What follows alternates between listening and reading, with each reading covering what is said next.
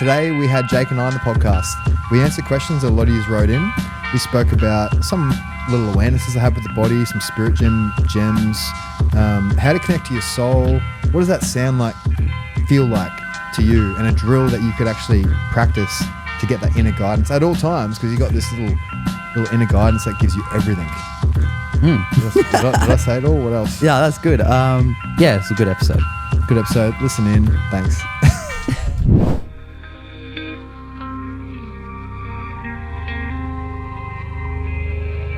I'm trying, guys.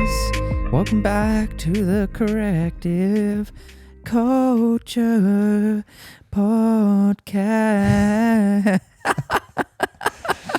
How's the boys were talking about it yesterday, how funny it was when we went to dinner that night. It was Rimmer's, my friend's birthday, and Jake started singing happy birthday, but then at the end he gave it like to you, like hell loud, and then the whole restaurant ended up clapping, eh? And I was like, where do you get that from, that crazy amount of confidence that people fucking love, eh? I don't know. I just like, for some reason, awkwardness, and and I don't even know what that's about, but I like bringing a smile to someone's face. Was it more your mum? Yeah, 100%, man. True, yeah. Mum was the most bubbly, beautiful person. She'd just be fucking laughing and joking and taking the piss out of cunts all the time. Yeah, and I loved that. I was going to say, because it's definitely I don't see that in your dad at all. No. You know? But I never saw your mum, so. Nah, dad was more serious. But I can feel that in me too. I feel like I've got both. But mum had, because you don't know my mum, I'll explain her. She had this whole just like I do with money. I just attract money. And I always am okay to let it go too. Mm-hmm. You know what I mean? Because it's just, and you're like that as well. It's just oh yeah, everything's going to come. Yeah, yeah. It's not even, I don't need to say it. I just feel it. Yeah. But nice. She was like that, and she was bubbly and beautiful person. Yeah, nice. We just got back from Perth. We did a week in Perth. We watched UFC, great UFC event. First time I saw the UFC.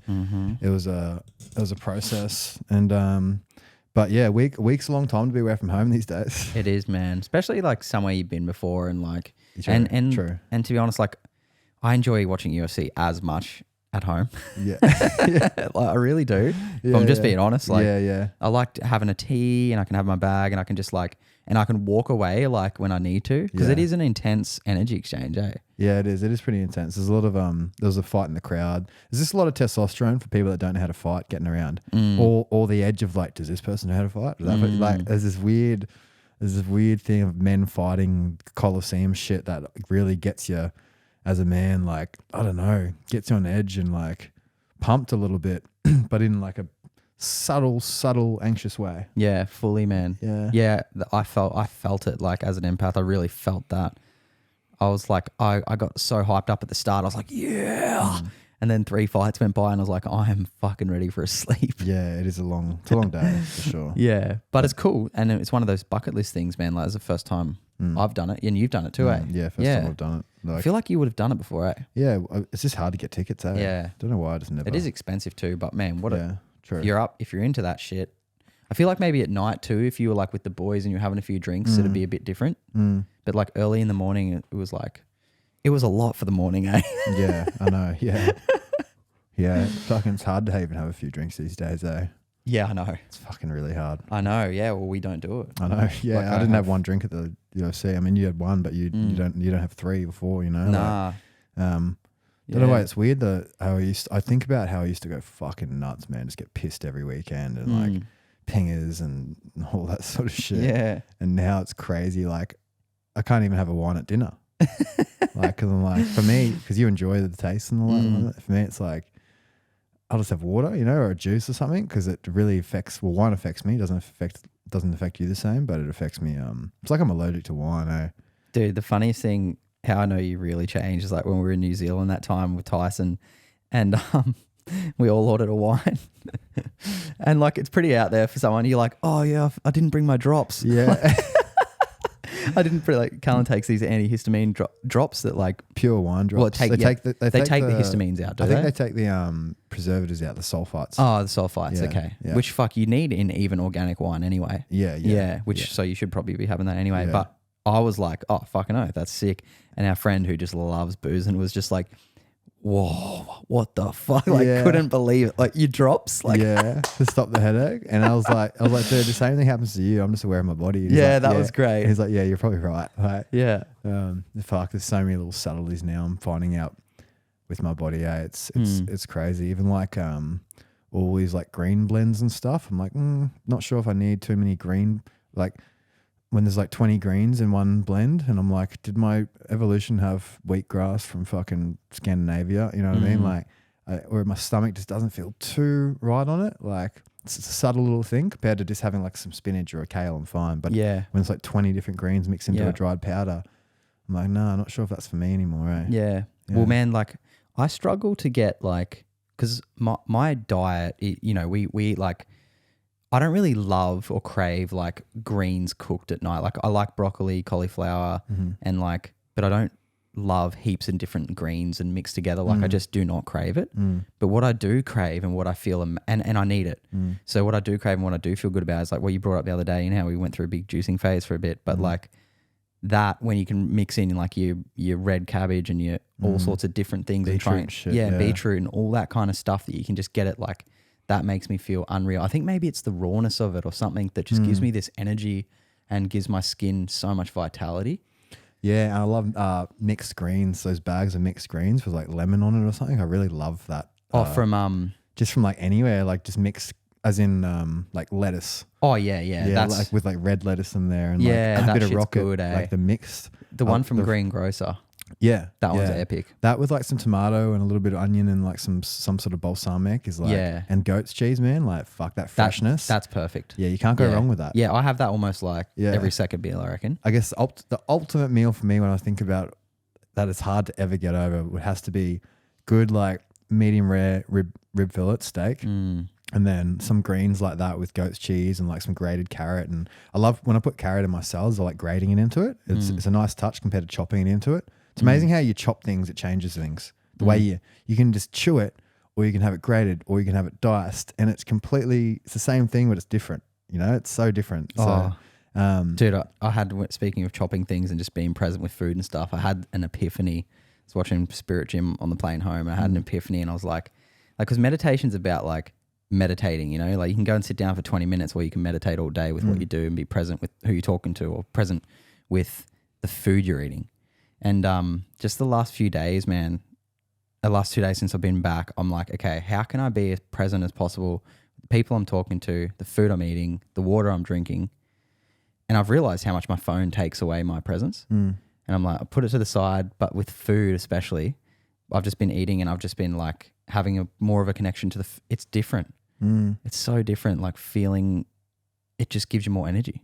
I was just listening to that podcast you sent me, that of Paul's with that guy, and as in the main one from the other day that he sent me. Yeah. And I was cleaning as I was doing it, so this bit popped up and I got to try and remember what he said, but he was talking about the phone. Oh yeah. In the potty, and he's like how the phone will change you because it puts you in your mind, and like you're seeing something, it puts you in your mind, and then you start becoming this mindless thing from your phone, and how it's not actually you. So if you never cultivate the witness, you're constantly getting caught in this rat race of what the world's telling you these things, but that's not actually true. Like what's true is inside of you at all times, sort of set up. And I'll have to I wonder if we can find that, because it'll just be recently, but I was like, fuck, it's cool, man.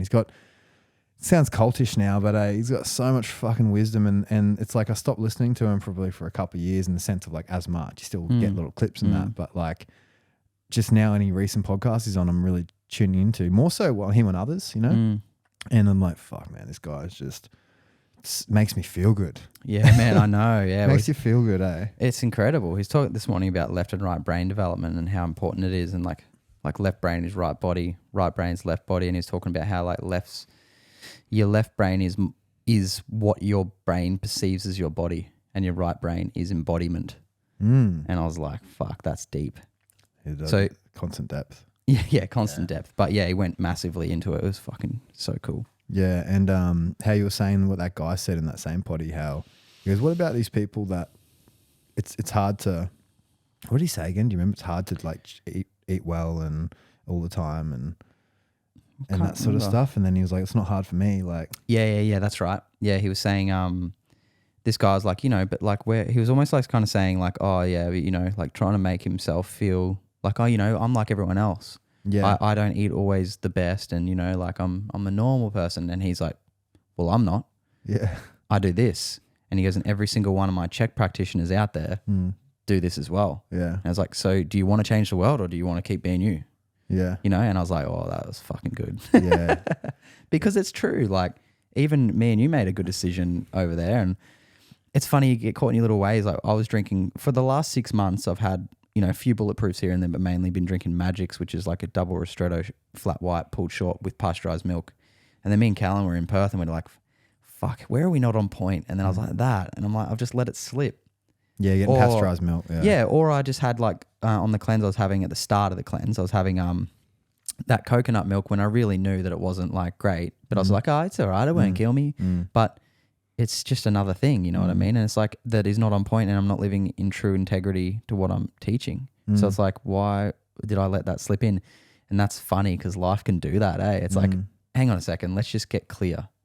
You know? And I thought it was cool how we were just like, fuck it. And it's better, man. Yeah, well, I've been having I had long black with cream this morning, and I'm not drinking shit poisonous coffee. And so that's what we've been doing. We've been getting a long black with cream, a lot if the place has cream, and then adding some honey to it. And fuck, it's just like what I was having. I was having a flat white with honey, but I'm pasteurized milk. But at home now, I made my coffee this morning. So I just had coffee. Like my favorite is definitely the bulletproof at home. Yeah. Just our coffee with some ghee.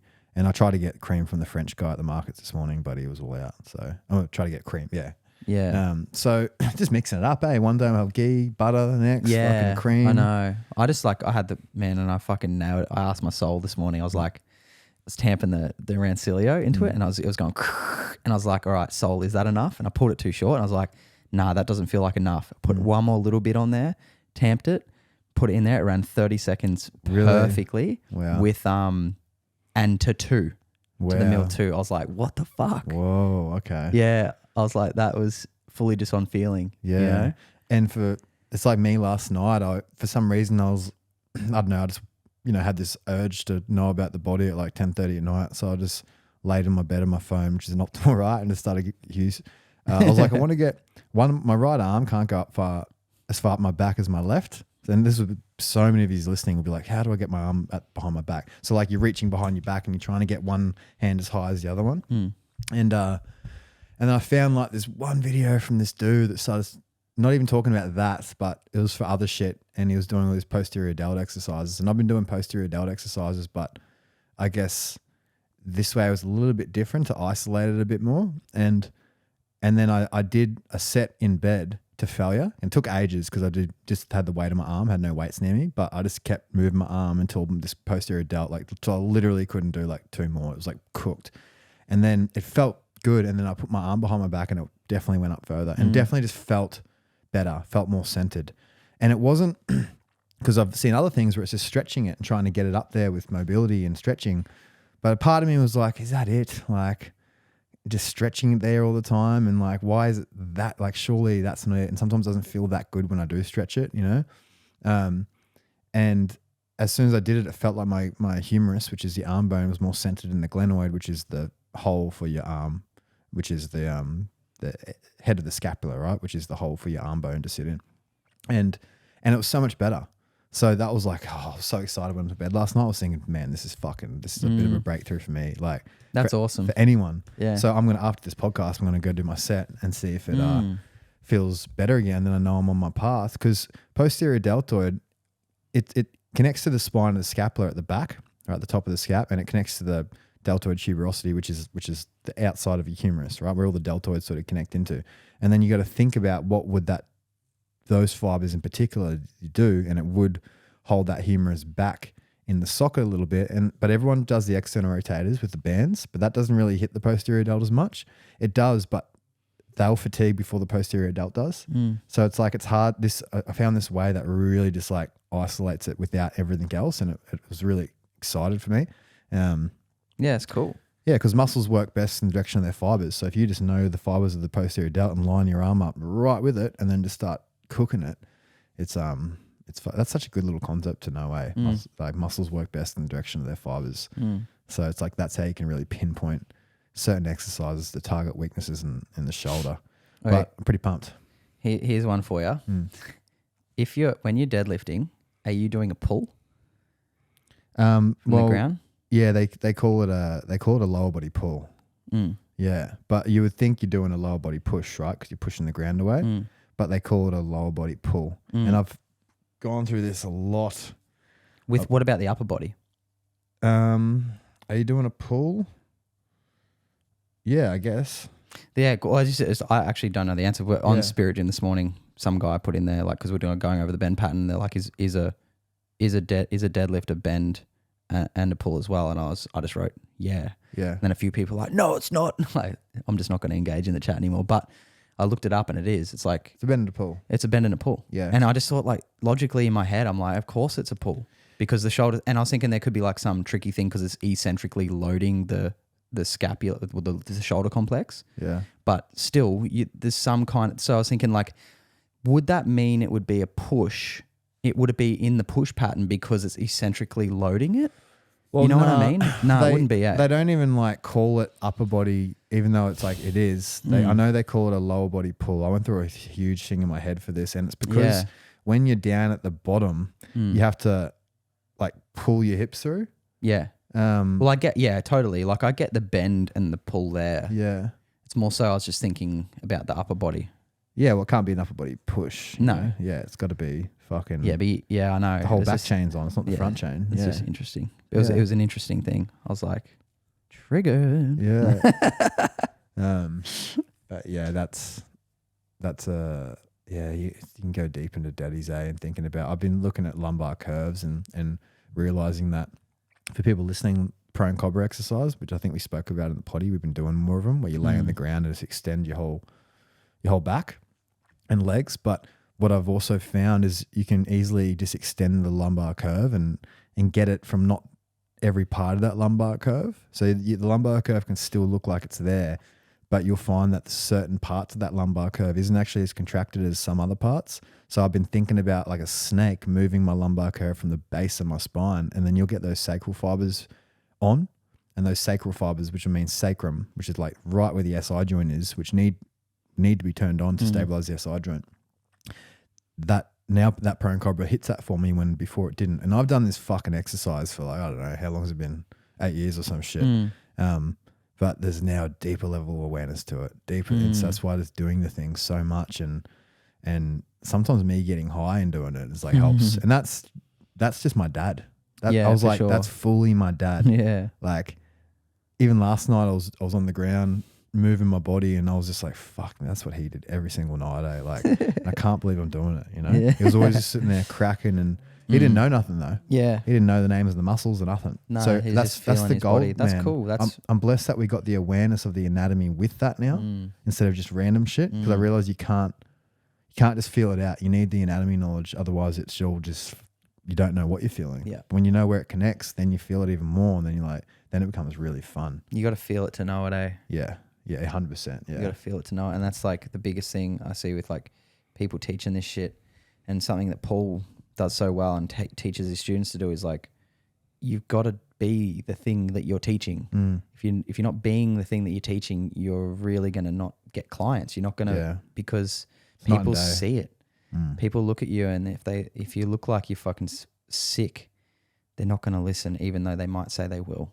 Because they can't, it's an energetic thing. He was saying 55% of people of communication is not through words when you meet someone. Yeah, that's true. So it's like you just fully just going like back and forth. Like, how do you feel? How do you know? So someone saying, I feel great. That's so I feel true. great. The way you move your hands, everything. Yeah, like, everything. Sometimes I watch the videos that Harry films me and I realize my hands move so much, man. And you don't realize you're doing it. You know what I mean? But my hands are doing this and like, and I was like, where do we get that from? You know, like, that's our way of communicating. Was that, and that would have been before we had the words. We were probably doing that. Yeah. You know, and then the words come along secondary. So it's probably more primal than the words are. Yeah, it's nuts. Yeah, it's like sign language. Anyway, we've got some questions that people wrote in.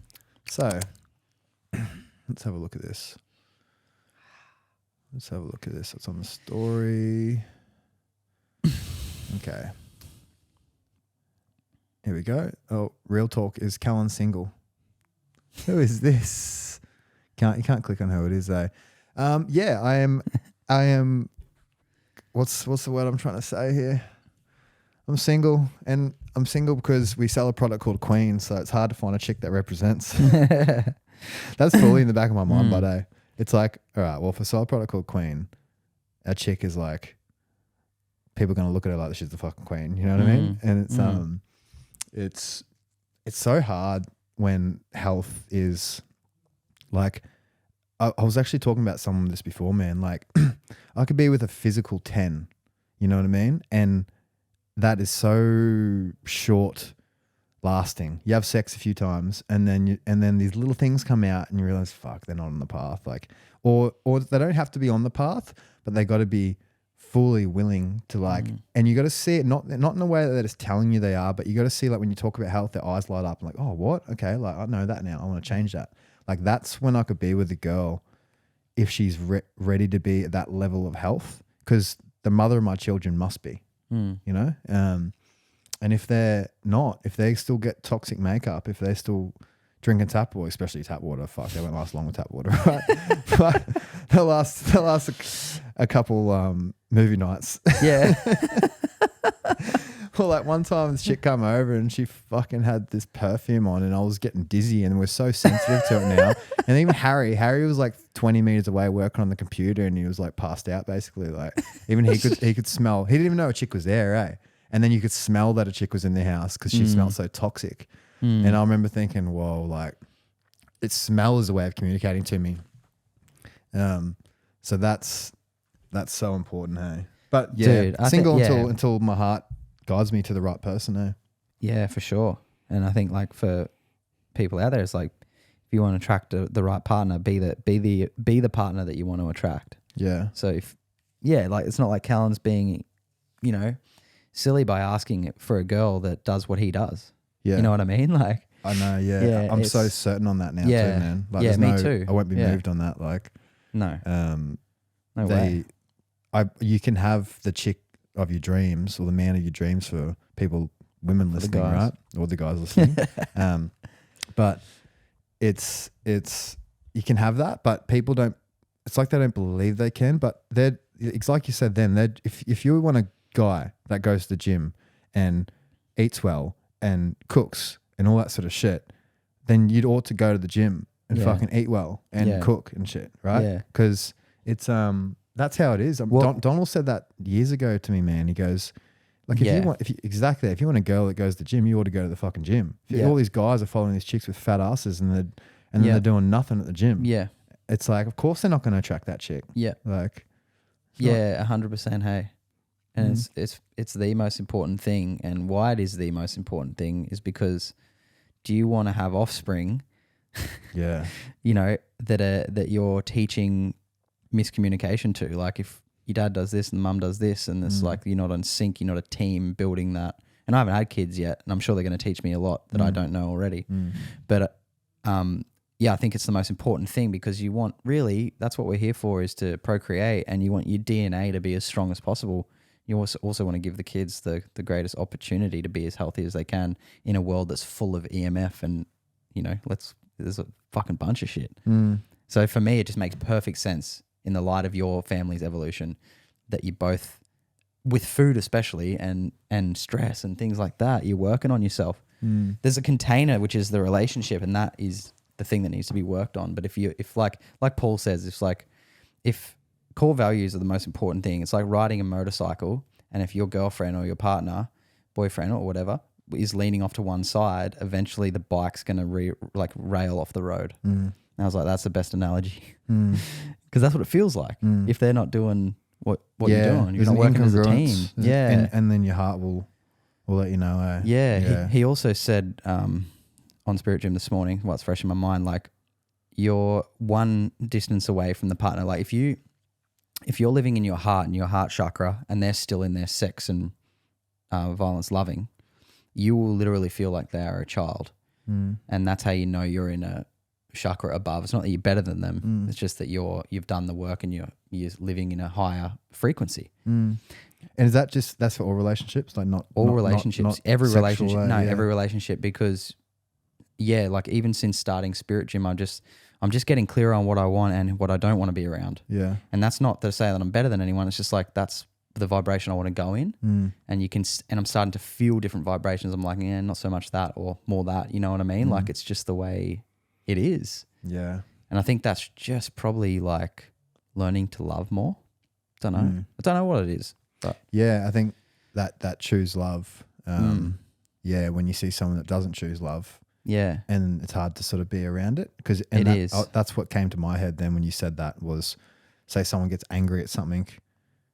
When you're choosing love in that situation, you're seeing that childness in them because really they're angry because it's reacting for some reason in them, right? Yeah.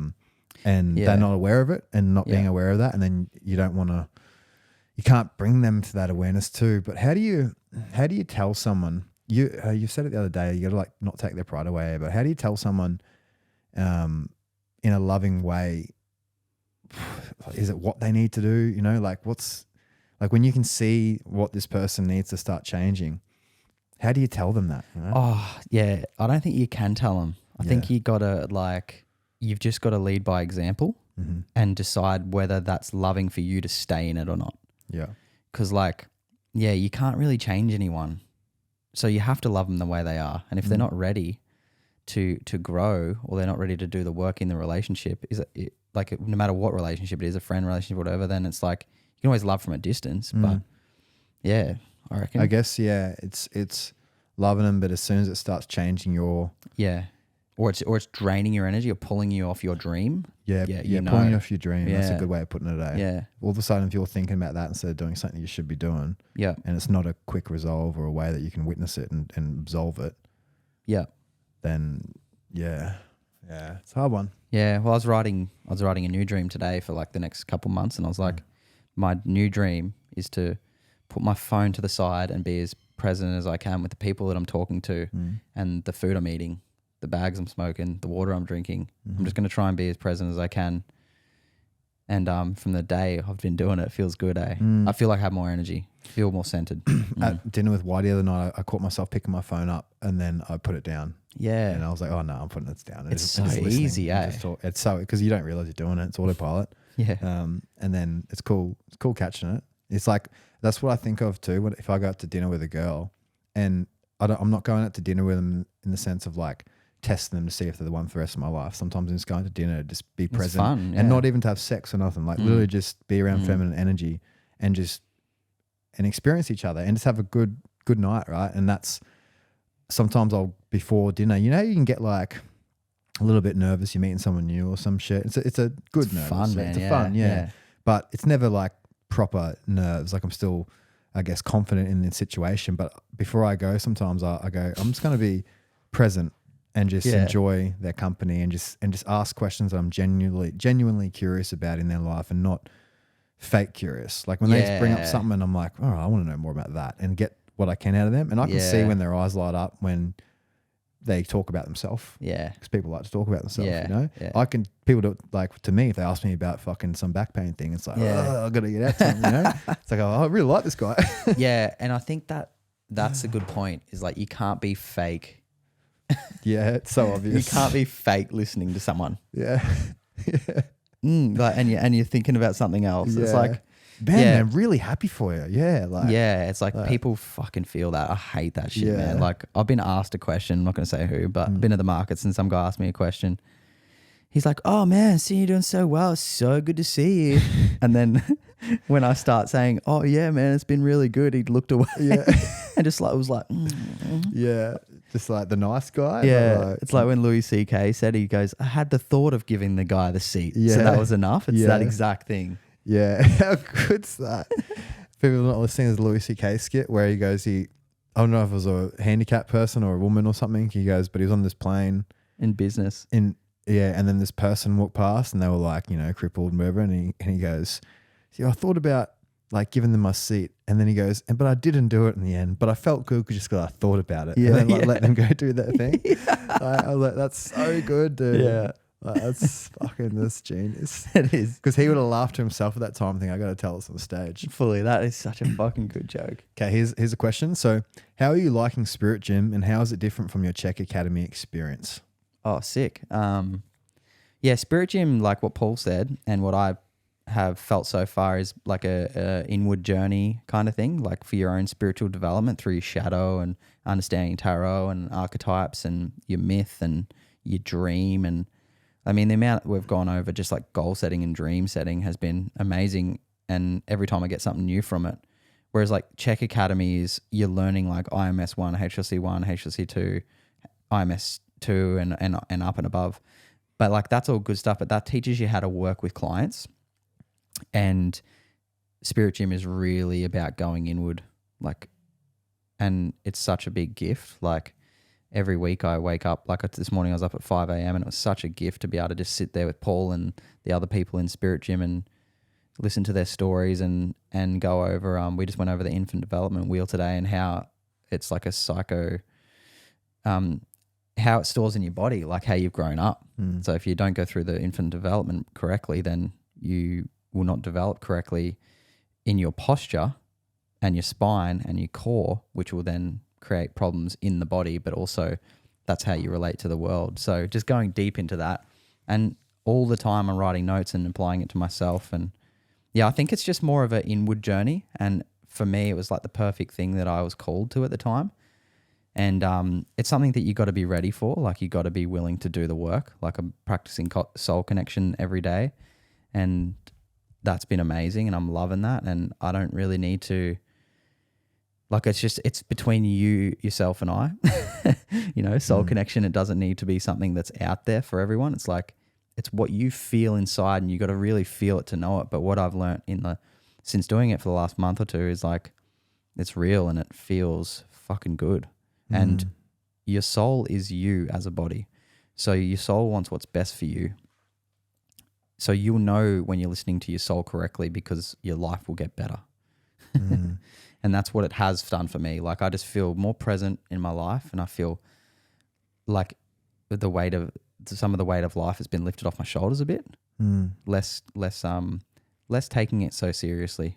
But yeah, that's what's happened for me. But I can see in there, man, like there's one guy on there, I won't say his name, but the first day he looked like a mess, and he spoke to Paul, and then like the other day, Paul was like, your energy's way lighter, and I could see it in him, man. He had a smile. He looked like his skin was better. It was like his eyes were more, he looked alive, dude. And I was like, that's Spirit Gym. That's fucking so sick. Yeah.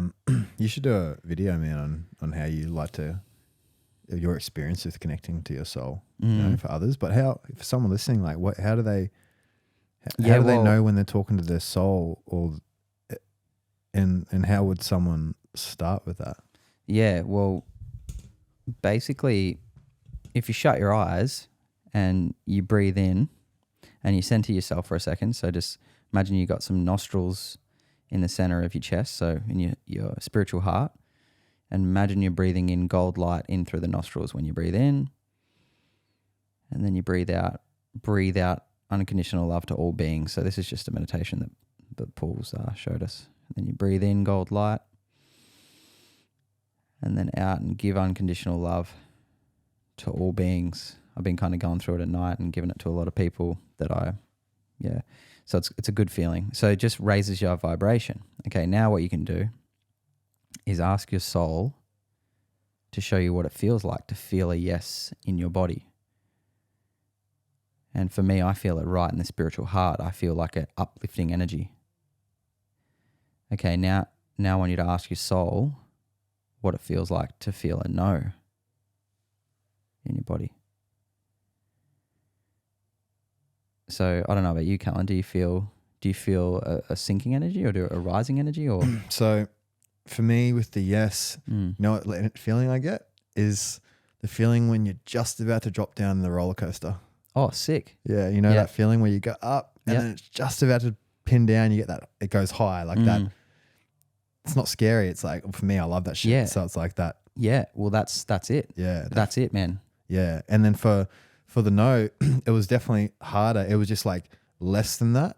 It synced a little bit, but I feel like I need to practice that more, that more sinking. But it definitely wasn't where the high was. It was like not, the high was like, oh yeah. Like, well, now close your eyes and see if you can feel. I want you to ask your soul to now go back and forth from yes to no 3 times. okay.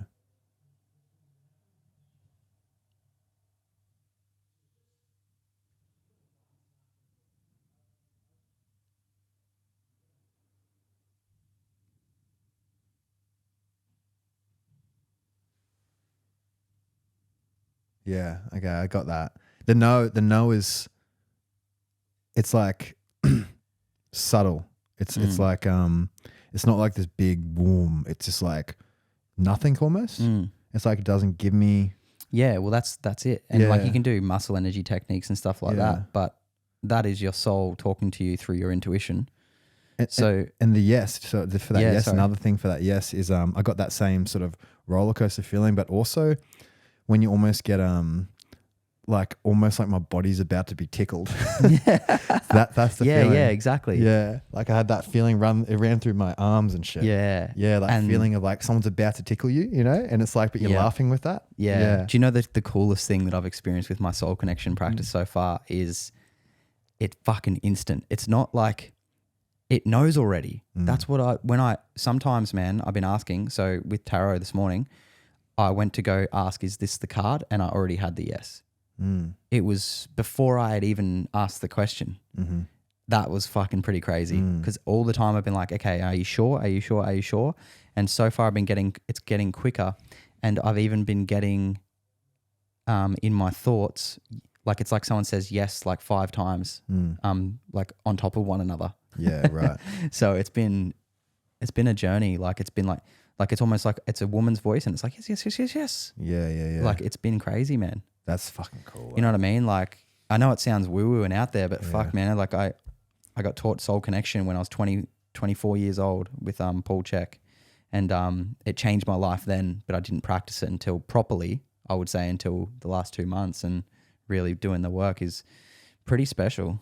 It's just magic. Yeah. It's just magic in the world, man. It's magic, man. It's like this reality is like actually a big fucking playground. It's weird. Yeah, it's like I can see how out there this would seem to a lot of blokes, you know, especially around here on the Sunshine Coast or in Australia in general, man. Like my mining friends and stuff like that, fuck, he's lost the plot. But what I would say is just don't go too left brain, like jump in your right brain and maybe just ask the question, at least try it, you know, and feel it. Because how did you get here? How are you so guided with all the good things in your life and some of the bad? When you had the bad things in your life, you will notice that you had an energy before those bad things that you weren't listening to. Yeah. And that's all it is. Yeah. You're tapping into the energy that is already there. Yeah. And like, yeah, so it's been cool. Hope that answers your spiritual question. Yeah. Okay. It's a bold name, Corrective Culture. How do you 100% know? It's a bold name, Corrective Culture. How do you 100% know you make sure you are always correct? That's a good question. Yeah, it's a bold name, Corrective Culture. Because we have fucking opinions and we're allowed to have opinions and we're allowed to be correct and we're allowed to be wrong and we're allowed to be whatever we want to be. Yeah, and we're definitely not always correct. Definitely a lot. Yeah, 100%. I look back on some shit, I'm like, I was wrong with that one. But I thought I was correct. So, yes. So you win. Speaking your truth is the main thing. That was my truth until a new truth comes along, and then you adapt that truth. And that's what we all have to do. We all speak our truth. Yeah. Until you hear another truth, it's like, oh, I like that truth better. I know. And then you bring on that truth. And that's evolution, because truth transcends time. Yes. So the truth won't die out in the world because it can't, because it's true. And I think that's what we do well, is like our values, our core values. Me and Callan talk about this all the time. It's like we will accept when we're wrong. Like everyone's going to show you the mirror. We're not always going to be right. Like you learn and you do things that are right and wrong. And most people are so afraid of trying because they're so afraid of being wrong. Like there's been videos that Donald's called me out on and been like, that's wrong. And then I have looked it up and it's been wrong. And then there's been some that are right. So it's like, you just got to fucking go for it. As if you'd be like, well, I shouldn't say as if you would be, because I have been, but it is scary putting yourself out there. But if you never go and you're always worrying about what other people think, have you evolved from a child, or are you still worrying about what mummy and daddy are going to fucking think? Yeah, well, that how again Paul said it in that video I sent you recently, where it was like, if you don't have that cultivating witness, if you don't have this constant self-reflection, then people will tell you an opinion, and then you'll take it on without going in. So someone will say, you actually, don't know what you're talking about in regards to the body or something, and then you got to say, well, don't I? Like, maybe I don't, But then you got to stop and ask yourself and think, all right, look at the work I've done. Look at the amount of hours I put in. Look at the results I've got. Look at these people that have gotten out of pain. Look at the people that respond to us for some reason. Oh no, I do know what I'm talking about. Yeah. But I know I don't know it all. Yeah. Yeah. And so I'm like, no, that's just that person's opinion. And there has to be their opinion out there because they have to exist. The person has to hate me. They got to be the opposite of me. Like, and that's good. Like, I feel like if you're stepping out into entrepreneurship or just like into this health scene or any scene in life, like if you want to do something great, like be unapologetically yourself. And that's been really hard for me as an empath, because it's like, I am worried about what people think, and I am sensitive, but I've learnt to build my ego more and be like, in a good way, and be like, actually, you know what? I've done a lot of work to get here, and it's fucking, this is what I believe. And that's, I think, a journey that we've been even talking about lately, about, like, how can we be our true, authentic self? Yeah. How can we get that out there to the world and be unapologetically ourselves? And that's probably going to ruffle some feathers, but that's what we believe for now.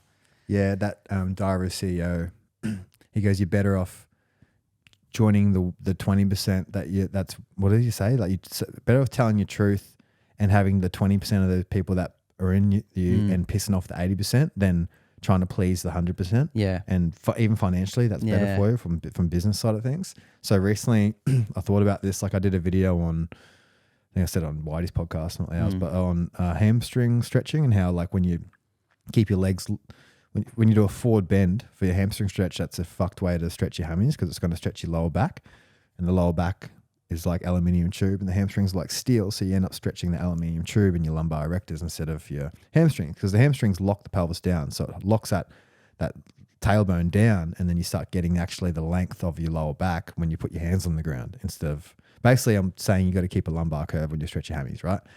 But usually I would say I would be nicer about it, and not like, I guess someone will say this is fear mongering, because I said, if you do this, like, this will fuck your lower back. And I said that, I go, basically when I see someone that can put their hands on the ground but they have tight hammies, it means they have long lumbar erectors, and that means a fucked lower back. And then before the video, I thought about, I'm just going to say exactly what I believe. Nice. And then there's going to be yoga people that will get pissed off for that. And most of them loved it. The yogas, because they're like, that makes sense. You couldn't really deny what I said anyway. I just told you fucking the sky's blue, basically. Like, it was obvious what I said. People just need to hear it, and then they're like, oh, that does make sense. But it did really well. It got more likes and shares and views and all sorts of shit. And it was me actually saying exactly what I believed. And it felt good, eh? Yeah. Felt good. That's a step in the right direction, I'd say. And I think, like, listen, if you're upset over something that someone has said to you, that's your problem to deal with in yourself, because everything you perceive is from inside you. So if someone's pissing you off, that's your problem to deal with yourself. It's not theirs. And that's everyone has to get that. I think it's like important that you get that, because that's your karma and that's your work. It's like, no one should make you not feel okay inside yourself. I think that's the work, eh? Yeah. If someone calls you a fuckhead, you go, thank you for your opinion. But yeah, I guess goodbye, sir. How do you 100% know and make sure you're always correct? Is like, we try and again connect to that. Because we are. and because a lot of the shit we're saying isn't really out there stuff. No. It's just go to bed on time and eat organic food, and you can't really deny that. And people that will deny it, it's to me, I'm like, fuck, that's real idiotic if you think you're going to science-base your pesticides, So it's hard to deny just common sense. When are you guys getting some steel maces? We haven't got maces. We got club bells. We got club bells. We need maces and we need ropes, and I want to get some more heavy dumbbells. Like get like a 60 and an 80. Yeah. Just for ab crunches. Yeah, that'll be your thing. Yeah. I want to get a treadmill with like to analyze gait. Okay, which products of your business generates the most income? How do they rank? It's private information. Well, let's just say the cleanse is definitely like leading. The cleanses leads, Yep. and then king and queen come in second. Yeah, is that would be it? And then I'd say so. posture program and stuff. We have all that. But we're only beginning. Like we want to. Yeah. But the better online posture program is actually sponsoring this episode. So the online corrective culture. If you got back pain, you fucking give that a go, right? Or you just want to correct your posture. You just want to learn about your body actually, and you have a bit of a system to maintain yourself. You do the exercises, you do the stretches, and you do the tissue work, but you learn from it, and you see, that made me feel like this. So it'll give you a heap of tools, and then you do that. So I really encourage that posture program. We never promote it enough, because there's just fucking so much to do. But that's sponsoring the episode today. Yeah. Can you speak on taking purge extract for general use when not in the cleanse? I actually took it this morning. So we got back from Perth. I took some extract this morning. I take it. It always makes me feel good because I know it's like getting like it's bentonite clay, chamomile, cypre elm. Bentonite clay. There's a slippery elm in it. Psyllium husk, bentonite clay, activated charcoal, chamomile, and peppermint leaf. And peppermint is soothing, chamomile soothing, but mainly the bentonite clay and the activated charcoal and the husk just gives it the fiber to pass through your body, right? So that always activated charcoal and the clay is it pulls metals, pulls toxins in towards it. Hence why when you get alcohol poisoning, they give you charcoal and whatnot. It is gold for food poisoning. So make sure you always have someone's, because it's good because it's like a therapeutic dose too. It's not like a little capsule. You're getting a lot. But it sweeps you out. So it just binds everything and will go through the whole digestive tract and just grab any shit and take it out.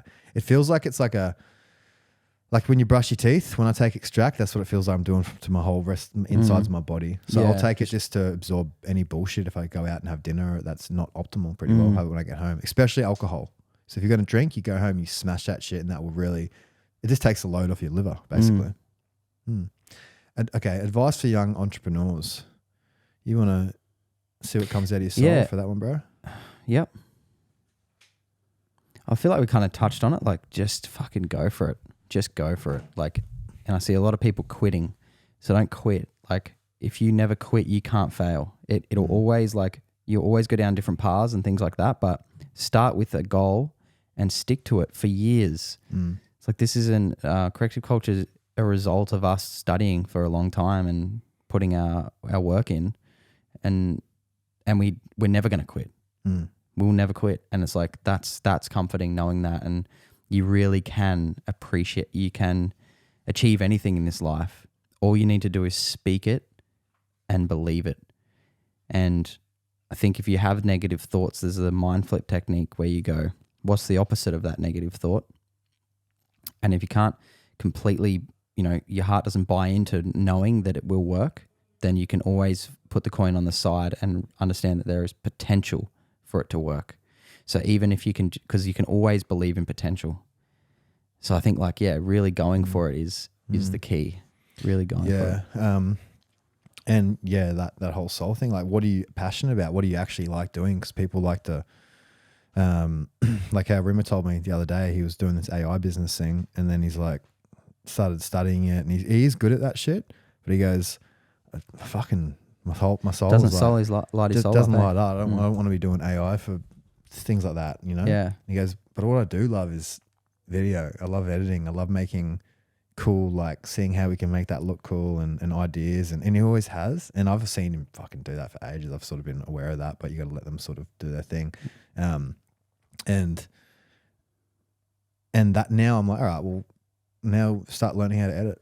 Start fucking learning, and I know he'll learn it so quick. Like start watching videos and that, and then all of a sudden the job comes your way, Yeah, and then it grows. Like you got to start small. Don't have this huge fucking grand scheme because we didn't either. It started of like my first goal was like, I want to do check and do clients, and that lit my soul up so much. I was ready to do that to the day I died. I was like, yeah, sweet, I get paid to do this and work with clients all day long. And then pretty quick, the universe gave us bigger things to do. It's like, okay, well, you can only do one person at a time. How can you grow that? How can you, like, okay, I do want to do clients, but I do want to travel. I do want to work from here. Like, how do I do that? And it started happening to us almost. Like, it was just an Instagram page with shit we cared about, content. That was all it was. Corrective Culture was just an Instagram page that we started posting to. Mm.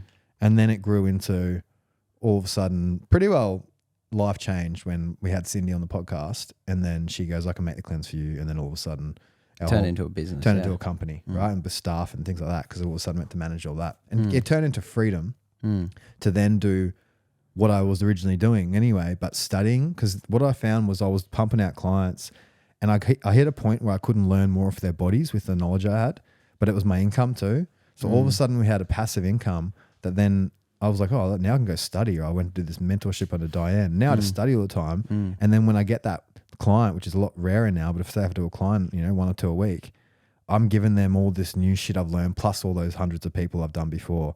And I'm better because I know I'm getting better because of it, and just a deeper level of awareness at the body.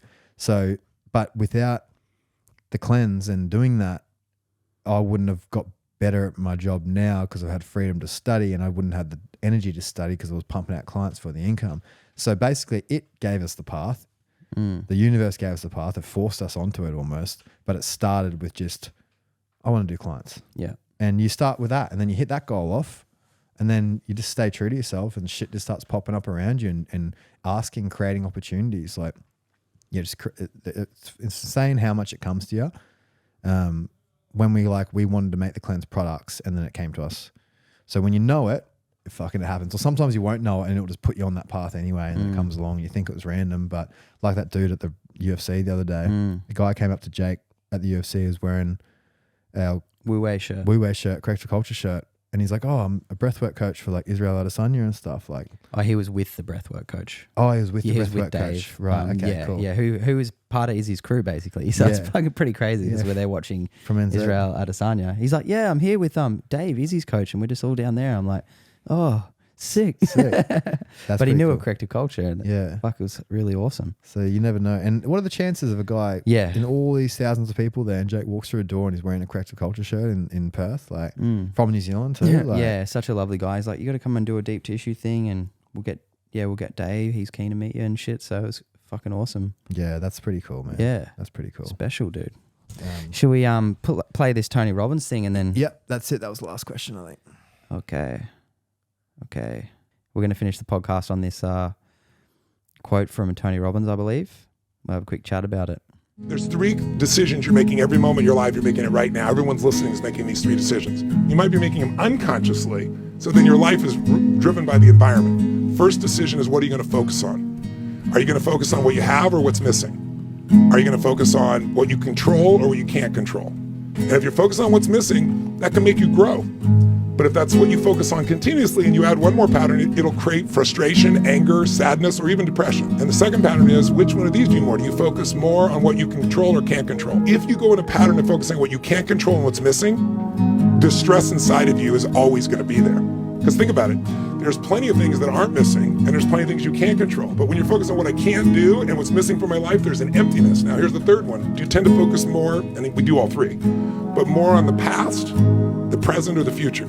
If you're focused on what I can control, what I already have that's beautiful in my life, and what's happening right now that's beautiful, or what I'm going to create, you're not going to have that level of stress. You'll still have problems, but you're not going to have the anger or the sadness or the overwhelm. Nice. What'd you take from that? Focus on what you don't focus on what you can't control. So when you get caught up in Israel, Palestine, politics, all these things that are so far away that you literally can't control, don't start putting all your intention and your awareness and your inner peace into it. And I understand there's a fine line with that, because there's got to be words said and things done and protest and those sort of things, I guess. But you can do that without losing your inner peace. Yeah. You can do that with you can still love everyone and have your opinion without losing your inner peace. Yeah. Yeah. I get it. Yeah. Totally. And also,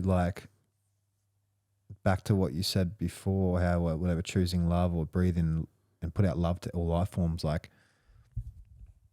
for the person, let's say the person in Palestine, that's some true work for them, putting out love to the opposing enemy. Yeah. You know, like sure. there's this depth to it. That's Yeah. It's but what people aren't talking about. Yeah, I know. Yeah, it's intense. But yeah, I think I got like unconscious, like looking into your unconscious mind, like is important, like because you're really a result of every unconscious thought and everything you've had, and that kind of shapes your life. So if your life is representing a lot of pain and a lot of drama and a lot of things like that, you need to look at the unconscious, because the unconscious is what's allowed all that to happen. So that kind of just brought that up for me, and I was thinking, well, how do you do that?